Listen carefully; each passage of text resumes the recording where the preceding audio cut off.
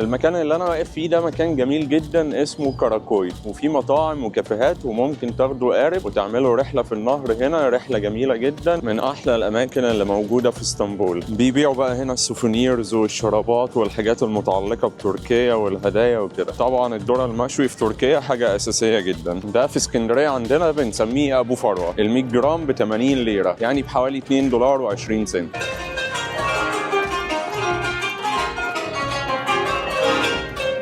في ناس هنا في تركيا لما بتسمع ان احنا بنتكلم عربي بيعاملونا بعنصريه. في واحد ورايا دلوقتي اصورها لكم، عدى قدامي وراح قال لي انت شيطان، فخلي بالكم من الناس دي، موجودين هنا كتير على فكره. وفي ناس طبعا كويس، هو الشخص اللي واقف قدامنا ده. رحله القارب في اسطنبول ثمنها للشخص 15 دولار، والجوله بتقعد حوالي ساعتين. وانت راكب القارب في اسطنبول بتحس انك في حته تانية خالص. الميه حواليك في كل مكان، والمدينة بتتبسط قدامك واحدة واحدة. تجربة القارب في اسطنبول عالمية، وسور وجوامع وكباري بتعدي من فوقك، منظر يخطف القلب. البحر كده بيهون عليك كل حاجة، وصوت المية بيهدي الأعصاب. كل حاجة حواليك بتحكي حكاية عن التاريخ وعن الحضارة، عن مدينة بين قارتين. وكل لحظة على القارب كأنها لقطة من فيلم مش هتنساها. رحلة القارب في اسطنبول مش مجرد فسحة، دي لحظة بتعيشها بكل حواسك. دي ذكرى هتفضل فاكرها وتقول لنفسك ياه، كانت لحظات بسيطة بس سابت جوه القلب أثر كبير.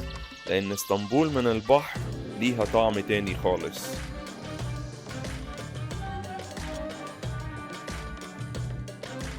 2 قهوة تركي على المركب ب 100 ليرة، أرخص من بره.